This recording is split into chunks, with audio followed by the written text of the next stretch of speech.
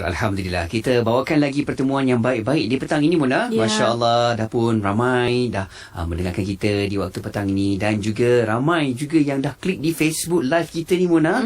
Untuk kita bawakan kepada anda rancangan Imanuna, bermaksud iman kami, bersama dengan tetamu kita berada di konti ni. Dah pun sedia sampai kat konti kita. Alhamdulillah, bersama yang berusaha Dr. Aiman Al-Akiti, Fellow Kehormat Institut Kefahaman Islam Malaysia. Ya, kita nak buka kitab kita ni, Tuhfatul Ar-Raghibin, karangan Syekh Muhammad Arsyad Al-Banjari, untuk kita teruskan dengan tajuk I'tiqad Kaum Mujassimah di bahagian yang ketiga.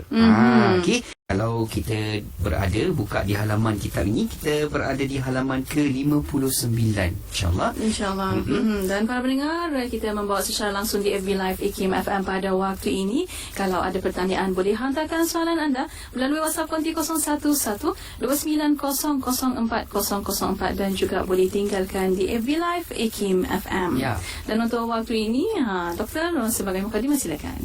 Bismillahirrahmanirrahim. Qala mu'alif rahimahullah wa nafa'ana bihi wa bi'ulumihi amin. Qala mu'alif rahimahullah, syahdan pegangan setengah kaum mujassimah pada i'tiqadnya yang tersebut itu menurut zahir ayat dan hadis yang mutasyabih, dan dinamai pula kaum mujassimah itu musyabbihah. Maksud dia apa? Jadi golongan mujassimah ni ada bermacam-macam. Satu, mujassimah kerana mereka memang dipesongkan, dalam erti percaya dalam i'tikad mereka Allah ini adalah berjisim, berbentuk, berwajah, boleh lukis dan lain-lain. Na'udzubillah min zalik. Dan ini jelas-jelas nanti kita akan bahaslah, iaitu dihukum kufur secara jelas. Dan ini kesepakatan dari ulama dalam hal ini. Tapi ada pula orang yang dikaitkan dengan mujassimah kerana dia terjebak salah faham di dalam memahami Al-Quran dan hadis, yang mana dia faham secara zahir. Ini dipanggil dengan zahir, yang mana menurut mu'alif dia ini sebenarnya boleh dikatakan mujassimah, tapi yang lebih tepat dipanggil dengan mutasyabih, atau musyabbihah, dipanggil golongan musyabbihah. Golongan musyabbihah ini adalah golongan yang mentashbihkan Allah. Mentashbihkan itu apa? Menyerupakan Allah dengan makhluk. Yang mana perkara tersebut nanti juga ulama sebenarnya khilaf, walaupun mu'alif dari kitab ini berpandangan berbeza. Lalu dia kata Imam Fakhruddin Ar-Razi. Jadi mu'alif menukil dari kalam Imam Fakhruddin Ar-Razi yang mujassimah itu musyabbihah. Berarti musyabbihah itu juga mujassimah. Jadi mereka ini adalah dua yang sama. Beza dia, mujassimah dengan makna yang am, sedangkan musyabbihah ini adalah orang yang memahami ayat Quran secara zahirnya sehingga terjebak di dalam tashbih. Lalu dia kata, dan musyabbihah itu kafir kerana dinisbat atau diisbatkannya bagi hak Allah Ta'ala berjisim, dan pada jisim itulah yang disembahnya, dan barang siapa menyembah jisim maka senya jadi kafir kerana ia menyembah yang lain daripada Allah Ta'ala. Jadi kalam Fakhruddin Ar-Razi ini seolah-olah menyatakan bahawa orang yang musyabbihah ataupun mujassimah ni, mereka akan menisbatkan Allah dengan jisim. Lalu mereka menyembah Allah, sedangkan mereka dah sabitkan bagi Allah ada jisim. Berarti menyembah perkara yang berjisim itu bukan menyembah Allah, itu menyembah makhluk, dan ini jelas adalah kafir menurut dia. Ini menurut yang dinukil daripada kalam Imam Fakhruddin Ar-Razi. Tapi Fakhruddin Ar-Razi tidak berhenti seperti itu. Sebenarnya ada pembahasan yang lebih dalam, khilaf di dalam menilai ini antara tajsim yang sarah dengan tajsim yang ghairu sarah, yang akan saya syarahkan pada sesi kedua nanti. Lalu dia nukilkan lagi di sini, kata Imam Ahmad radhiyallahu anhu, barang siapa yang mentashbihkan, berarti menyerupakan Allah dengan makhluk, maka senya ia jadi kafir. Jadi zahir kalam Imam Ahmad SAW mengatakan siapa saja menyamakan Allah dengan makhluk, maka dia akan jadi kafir. Ini pun sebenarnya perlu difahami dengan konteks tashbih dengan makna apa.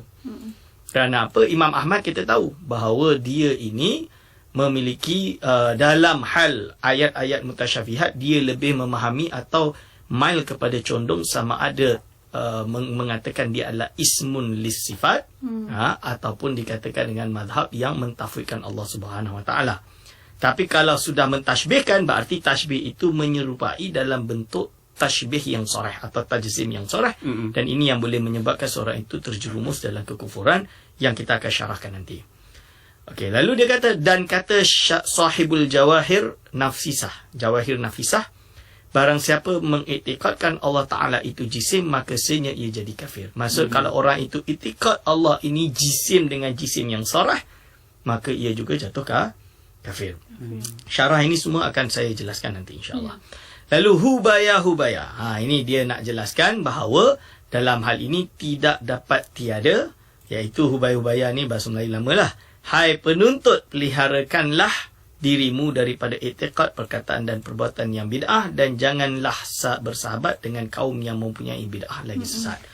Berarti apa? Berarti dia nak ingatkan bahawa semua golongan yang kita dah bahas dari awal sampai akhir, selain daripada ahli sunnah wal jamaah, ini adalah golongan ahlul bid'ah. Apabila kita selesai perkara ini, sekarang kita nak bahas, Ustaz. Dari tadi Ustaz duk sebut, dah jelas dah. Imam Fakhruddin Ar-Razi kata, barang siapa yang mengatakan bahawa Allah SWT itu jisim, maka dia jadi kufur. Kan? So kenapa Ustaz, macam mana ni? Berarti apakah kita mengkafirkan golongan mujassimah secara total? Maka yang saya nak jelaskan di sini bahawa ulama terjadi khilaf pendapat di dalam mazhab ahli sunnah wal jamaah. Apakah mujarrad seseorang itu menjisimkan Allah dalam arti mengatakan Allah, mentashbihkan Allah, apakah mujarrad atau murni seseorang itu mengatakan Allah ini bertangan, berwajah, berkaki, dia terus dihukumi kafir kerana telah menjisimkan Allah atau mentashbihkan Allah? Jawapan dia, terjadi khilaf di kalangan ulama. Yang sahih tidak jatuh kufur. Ini yang sahih tidak jatuh kufur, tapi dia tergolong ahlul bid'ah seperti yang diisyarahkan juga. InsyaAllah kita akan sambung penjelasannya setelah ini. Baik, insyaAllah kita akan sambung lagi dengan tajuk ini. Dan anda? Ya, dan untuk sambungannya silakan doktor. Bismillahirrahmanirrahim. Jadi saya sebut tadi bahawa terjadi khilaf di kalangan ulama, apakah mujassimah ini jatuh di dalam kekufuran atau tidak. Okey. Pendapat seolah-olah yang dinukil oleh muallif ini seolah-olah jatuhnya kufur, dan kita kena faham konteks dia ketika berbicara perkara tersebut di dalam konteks orang di Kalimantan, Banjar dan lain-lain. Masih banyak golongan-golongan yang kita panggil ialah menyembah roh dan lain-lain. Mungkin ketegasan tu ada di situ, tapi hakikat dia kita kena faham. Ulama ahli sunnah wal jamaah khilaf. Dan ini saya akan bacakan pendapat ataupun nukilan yang disebut oleh Al-Imam Khatib Asy-Syirbini. Al-Khatib Asy-Syirbini ini siapa? Iaitu salah seorang daripada Syekhul Azhar di Universiti Al-Azhar Mesir. Kampung halaman Datin Mona lah. Jadi di Mesir. Dan Khatib Syirbini ini, beliau seorang kita panggil tokoh yang Masya Allah, yang kita rujuk lah dalam banyak karangan-karangan beliau, dan juga beliau termasuk salah satu pendapat yang paling wasati kita panggil. Kerana apa? Beliau ini menjadi guru di kalangan masyayikh di Al-Azhar di zamannya. Ini kita panggil masyayikh di Azhar di zamannya. Yang beliau terkenal dengan serban yang besar. Siapa beliau kata di dalam kitab Mughni ni Mughnil Muhtaj, syarah kepada kitab Minhaj. Beliau kata, tanbihun ikhtalafa fi kufril mujassimah, iaitu ulama berbeza pendapat dalam kekufuran golongan mujassimah. Qala fil muhimmat, dalam tersebut dalam kitab Muhimmat, al-mashhuru adamu kufrihim. Yang masyhur, pendapat yang masyhur di kalangan ahli sunnah wal jamaah dan mazhab Syafi'i terutamanya adalah tidak jatuh kufur. Tidak jatuh kufur. Wa jazama fi syarhil muhadzab, iaitu Imam Nawawi menjazamkan dalam kitab Syarah Muhadzab, berarti Al-Majmu', fi sifatil a'immah, di dalam membahas sifat a'immah, bi kufrihim, iaitu golongan mujassimah ini dihukumi kufur. Okey. Lalu qala Zarkashi fi khadimihi, iaitu Imam Zarkashi berkata, wa ibaratu syarhil muhadzab, adapun ibarat yang disebutkan di dalam kitab Syarah Muhadzab, kitab Al-Majmu', Syarah Muhadzab Imam Nawawi, iaitu man jassama tajsiman sarihan. Iaitu termasuk, iaitu orang yang menjisimkan Allah dengan jisim yang sarih. Itu dia kata macam tu. Jadi kalau di jisim sarih, itu yang dimaksud Imam Nawawi sebagai apa? Jazama fi syarhil muhadzab fi sifatil a'immah bi kufrihim. Jadi kerana memang dalam Majmu' ada sebut, dan juga nanti dinukil oleh Imam Ibn Hajar Al-Haytami di dalam kitab Syarah Minhajul Qawim, dalam kitab Minhajul Qawim, Syarah Muqaddimah Hadramiyah, bahawa orang yang mujassimah tidak boleh solat di belakangnya kerana mereka kufur. Yang dimaksud mujassimah di situ apa? Adalah tajsiman sarihan. Apakah tajsiman sarihan? Iaitu orang yang lukis gambar Tuhan ni macam ni. Atau dia kata Tuhan ni macam ni lah, macam ada badan. Na'udzubillah min zalik lah. Itu boleh, itu jelas tajsim yang sarih, berarti kufur. Jadi kalau hanya mujarad orang kata Allah ni ada tangan, tangan ni macam mana? Wallahu a'lam. Tunggu dulu. Tak boleh terus kufur kan? Tak boleh. Jadi contoh dia orang yang nak mengkafirkan sebahagian daripada golongan Hasyawiyatul Hanabilah, golongan terpinggir di kalangan Hanabilah, menurut Imam Ghazali tak. Ini dia bahas ini. Wa ka'annahu ihtaradha biqaulihi sarihan amman yusbitul jihada fa innahu la yakfuru kama qalahu al-Ghazali. Iaitu seolah-olah dia nak kata ada pengecualian dengan kalam atau dengan kata-kata sarihan tadi, aman daripada orang yang menetapkan arah bagi Allah. Allah atas langit contoh dia. Atau Allah ada di atas misalan dia, fa innahu la yakfuru, maka dia tidak jatuh kufur. Kama qalahu al-Ghazali, seperti yang dikatakan oleh Imam al-Ghazali. Jadi Imam Ghazali dia karang kitab nama dia Al-Iqtisad fil I'tiqad.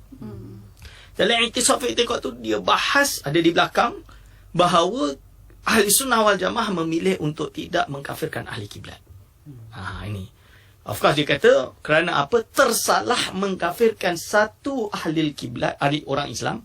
Maksudnya ada umat Islam, ada orang Islam.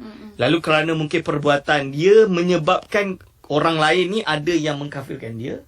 Kemungkinan tersalah dalam kekafiran tersebut ini lebih bahaya daripada ada umat Islam yang, ada orang Islam yang menganggap ada 1000 orang kafir ini dianggap Islam.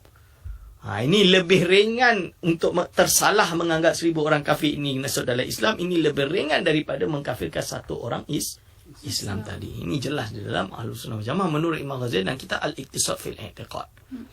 Lalu kalau nak tahu kenapa Imam Ghazali berani sampai macam tu, kenalah membaca satu lagi kitab yang terpenting, nama dia Faisalut Tafriqah. Faisalut Tafriqah tu maksudnya apa? Kitab yang dia gunakan dikarang oleh Imam Ghazali untuk membetulkan pemikiran di dalam Asy'ariyah, dalam mazhab Ahlussunnah wal Jamaah Asy'ariyah, yang mana sebelum datang Imam Ghazali tu ada beberapa ghulat. Jadi dia tu golongan Asy'ariyah tapi terlalu over. Sampai mudah mengkafirkan yang berbeza. Beza je bukan ahli sunnah sikit je kafir. Mu'tazilah kafir. Kafir. Syiah yang bukan Rawafid kan, bukan yang sampai lebih, tapi Syiah yang biasa saja terus kafir. Golongan Mujassimah kafir. Contoh dia. So ini Imam Ghazali karang kitab tu nak menegur. Ini dah ekstrim dah. Kita dah ekstrim. Sebab tu kitab Al-Iqtisad fil I'tiqad itu dipanggil kitab yang paling moderate dalam Ahli Sunnah wal Jamaah. Yang sebab itu nama dia Iqtisad fil I'tiqad. Zaman dulu bila nak panggil moderate, dia tak guna istilah wasatah. Wasatiyah, dia tak guna istilah wasatiyah. Hari ini je digunakan wasatiyah. Tapi bahasa Arab zaman dulu, istilah pertengahan diguna dengan nama Al-Iqtisad. Al-Iqtisad. Ini. Jangan pula, Iqtisad ni ekonomi Ustaz. Itu bab lain. Kita tak nak bahas bab tu. Kita nak bahas dalam bahasa istilah ulama dahulu, kalau dia nak panggil orang tu moderate, ala Iqtisad fil I'tiqad. Itu. Jadi, lalu qala Syekhu Izzuddin. Siapa? Izzuddin bin Abdul Salam. Dipanggil dengan Sultanul Ulama. Sebab apa? Syekh Izzuddin bin Abdul Salam ni dipanggil Sultan Ulama kerana dia ini masya-Allah alim, dia tabaraka wa taala. Dia ini adalah ulama yang pernah dituntut oleh kerajaan Mamalik untuk keluarkan fatwa supaya ditarik harta rakyat untuk siapa? Untuk melawan Tartar waktu itu. Dan dia menolak dengan alasan apa? Dia kata, kalau aku dah jual seluruh Mamalik ni, sebab Mamalik ni kan sebenarnya hamba saya yang memerintah. Kalau dah jual semua ni, barulah boleh kita tarik daripada rakyat. Maksudnya selagi ada harta kerajaan yang belum habis ni kan, yang boleh ni, tak boleh nak keluarkan fatwa tersebut. Jadi dia seorang pemimpin seorang ulama yang tegas. Tegas, dan sebab tu dipanggil Sultanul Ulama. Dan ulama ittifaq dia ni masya-Allah tabaraka wa taala. So Izzuddin bin Abdul Salam dikata innahu al-asah. Jadi al-asah tidak mengkafirkan ahli kiblat hatta mujassimah selagi bukan tajsim yang sharih. Wa qala fi qawaidihi, lalu dia sebut dalam kitab qawaid dia, nama dia Qawaidul Anam fi Masalihil Anam tu. Itu dalam kitab qawaid dia apa dia kata? innal Asy'ariyah, sesungguhnya Imam Abil Hasan Asy'ari, raja'a inda mautihi, iaitu dia menarik pendapat dia ketika sebelum dia nak mati, an takfiri ahli kiblat, daripada mengkafirkan ahli kiblat. Li'annal jahla bis sifati laysa jahlan bil mausufat. Kerana dia tak tahu dengan sifat Allah, kan? Itu bukanlah dia jahil tentang dengan kewujudan zat Allah Subhanahu wa taala. Itu dah cukup. Ini kalam siapa? Ini kalam oleh Imam Izzuddin bin Abdussalam. So apakah Izzuddin Abdussalam ni tak cukup kuat sehingga kan hari ini kita nak mentahzir, sampai ada yang mengarang kitab mentahzir Imam Ghazali sebab Imam Ghazali tak nak mengkafirkan. La haula wala quwata illa billahil aliyil azim. Ini kita kena tegas. Dalam hal ini kita kena tegas, Ahli Sunnah wal Jamaah pendapat yang dipilih adalah tidak mengkafirkan ahli kiblat. Walaupun ada minoriti pendapat Ahli Sunnah wal Jamaah di kalangan Asy'ariyah yang go to extent untuk mengkafirkan ahli kiblat. Tapi it depends. Kita kena tengok juga dalam konsep macam mana. Sebab ini adalah kerana ihtiyat. Tersalah mengkafirkan bahaya. Begitu juga pada hari ini mungkin kita boleh go extend on what? Iaitu mudah menuduh sesat pada orang. Ni pun kita sikit-sikit, ini baca dengar macam ni, ni dah sesat. Keluar dari Ahli Sunnah wal Jamaah. Tak boleh, kena tunggu dulu, kena tanya kalam dia macam mana, dalam keadaan apa, konteks dia, kena make sure dia ke yang kata, dia ke yang tulis. Jadi jangan hanya buku tu dijual di sekolah dia, ini kalam dia. Tak semestinya. Kadang-kadang Tok Syekh tu tak pernah turun pun tengok ada orang jual ke. Dia duduk dekat atas mengajar je, misalan dia. So ini adalah perkara-perkara yang perlu diperhatikan. Alhamdulillah. Terima kasih Doktor atas pencerahan, dan untuk para pendengar kita berehat sekali lagi untuk waktu ini. Kita akan kembali selepas ini. Terus hantarkan soalan anda melalui WhatsApp konti 011-2900-4004 dan juga boleh tinggalkan soalan anda di FB Live IKIM FM. Dan untuk pencerahan seterusnya silakan Doktor. Bismillahirrahmanirrahim. Lalu saya mengulangi apa yang saya baca tadi daripada muallif, hubaya. Tak dapat tiadalah itu terjemahan ataupun maksud hubaya. Hai penuntut, peliharakanlah dirimu daripada i'tiqad, perkataan dan perbuatan yang bid'ah. Jadi apa? Habis penjelasan yang panjang, inilah barrier-barrier bid'ah yang wajib kita jauhi. Dan janganlah bersahabat dengan kaum yang mempunyai bid'ah lagi sesat. Maksudnya apa? Kita sebagai Ahli Sunnah wal Jamaah, kita sebaiknya menjaga diri. Kalau kita tahu kita tak boleh, kita ni bukan alim yang dapat membezakan yang hak yang batil, takut apabila kita takut terjerumuslah dalam keadaan bid'ah. Ini kita kena jaga. So sebab itu kita menjauhikan diri kita daripada golongan bid'ah ini. Okey. Kecuali di kalangan ulama lah, kerana ulama mungkin dia boleh tahu dalam perinteraksi mereka tujuan dia adalah untuk berhujah, misalnya dia tak ada masalah. Okay. Jangan bersahabat dengan kaum yang punya bidah lagi sesat, dan janganlah memuliakan mereka itu, kerana sabda Nabi Muhammad sallallahu alaihi wasallam, man waqara sahiba bid'atin faqad a'ana ala hadamil Islam. Ini hadis diriwayatkan oleh Imam Baihaqi. Barang siapa memuliakan akan ahli bid'ah, maka sesungguhnya ia menolongi pada meruntuhkan agama Islam. Sebab itu kita jelas, kita Ahlus Sunnah wal Jamaah, kita jaga iman kita, kita jaga negara kita, kita jaga iaitu akidah kita seluruhnya, insya-Allah. Dan lagi sabda Nabi Muhammad sallallahu alaihi wasallam, ahlul bid'ati syarrul khalqi wal halifah. Iaitu ahli bid'ah itu sejahat-jahat makhluk dan tabiatnya. Ini adalah diriwayatkan oleh Abu Nuaim. Imam Abu Nuaim yang terkenal. Jadi ini menunjukkan bahawa bid'ah ini adalah bid'ah yang kecil lah. Jadi perkara yang dia sebut ke ahli bid'ah ini, jangan anggap bid'ah yang baru secara bahasa yang akan kita bahas nanti. Tapi bid'ah di sini adalah bid'ah dalam hal i'tiqad. Bid'ah dalam akidah, dalam i'tiqad. Ini yang perlu dijagakan. Dan lagi sabda Nabi Muhammad sallallahu alaihi wasallam, man ahana sahiba bid'atin amanahu Allahu yaumal qiyamati minal faza'il akbari wa waqahu Allahu ta'ala. Iaitu riwayat yang belum dijumpai lah dalam takhrij dia, iaitu barang siapa menghinakan iaitu ahli bid'ah, nescaya disentosakan Allah Ta'ala akan dia pada hari kiamat, daripada huru-hara terkejut yang amat besar dan dipeliharakan Allah Ta'ala akan dia daripada bahaya. Ketahuilah hai penuntut. Jadi dia nak bagi tahu kepada kita semua penuntut ilmu, ketahuilah. Dizahirkan Allah SWT seorang hambanya yang mendirikan hujah dan dalil pada menolakkan bid'ah seperti sabda Nabi Muhammad SAW. Ma zahara ahlu bid'ati illa azharallahu fihim hujjatahu ala lisani man yasha'u min khalqihi. Tiada zahir ahli bid'ah melainkan dizahirkan Allah Ta'ala atas mereka itu seorang daripada hambanya yang membangkitkan hujah dan dalil pada menolakkan bid'ah itu. Nah, inilah sebabnya kenapa kita memilih untuk mengaji kitab Tuhfatul Raghibin ini dengan alasan apa? Supaya dapat mengajarkan kepada hadirin wal hadirat hafizakumullah setelah kita 1 tahun yang lalu habis dah ngaji, habis kitab Akidah Ahli Iman. Dah habis. So, bila dah habis ni kita ibaratnya wujudul iman tu dah wujud lah lebih kurang macam tu kan. Lalu macam mana iman ini supaya tidak diruntuhkan? Jadi iman tadi kita dah kokoh, sekarang supaya bukan hanya tumbuh tapi diserang dari luar tak mempan. Kerana apa kita dah tahu, oh ni golongan Mujassimah, oh ni golongan Mu'tazilah, oh ni golongan Syiah, oh ni golongan ni. Sebab apa? Banyak orang awam sampai tak dapat membezakan. Misalnya di Syiah.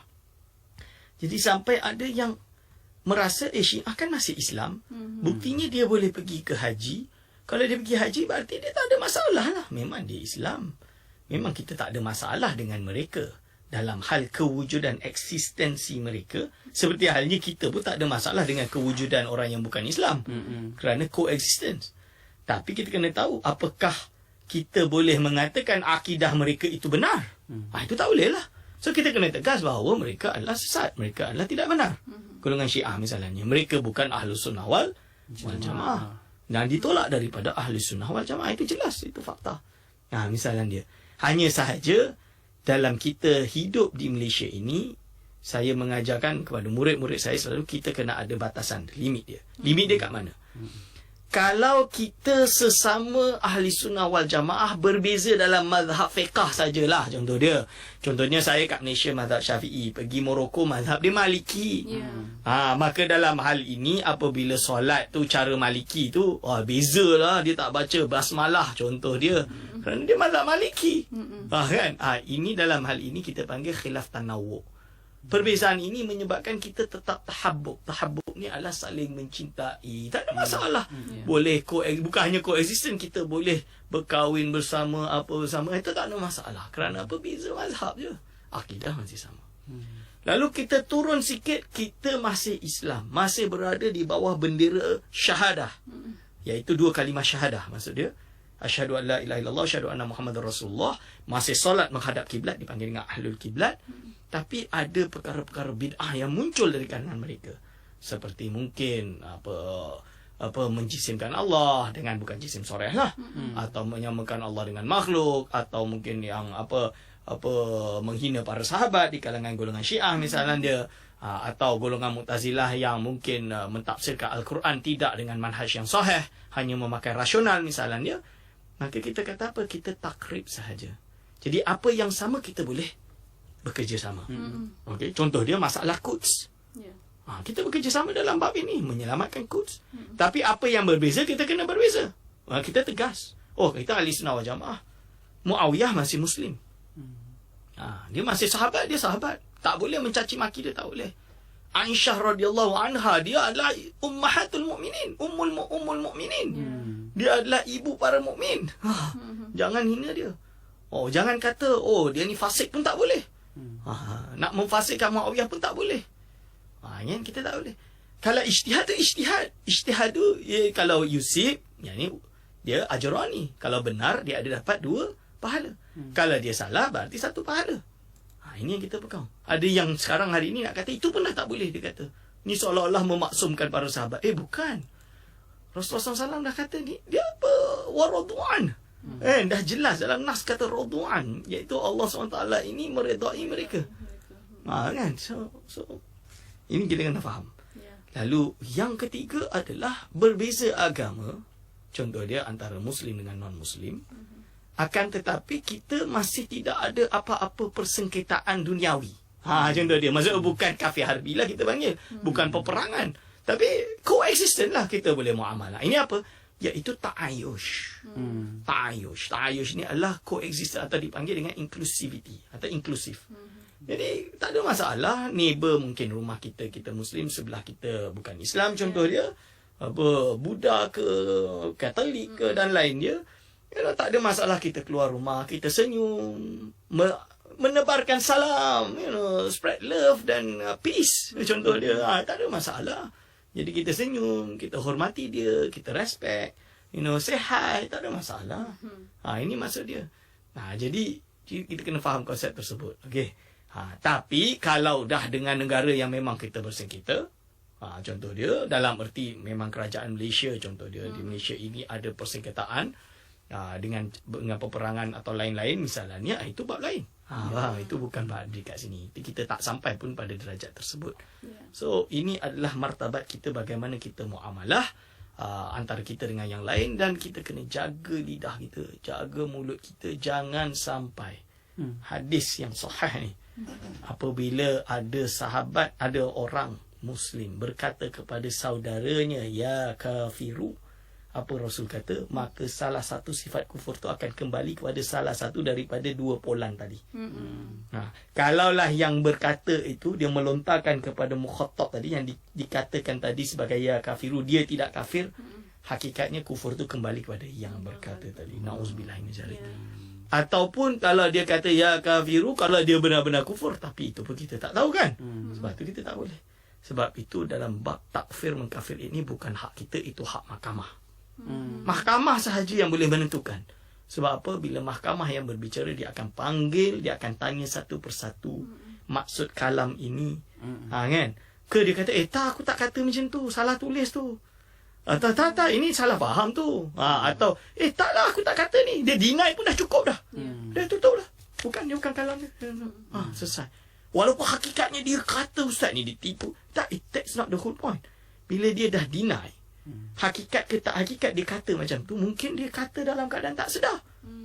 Takkanlah dia tak sedar. Siapa kita nak judge?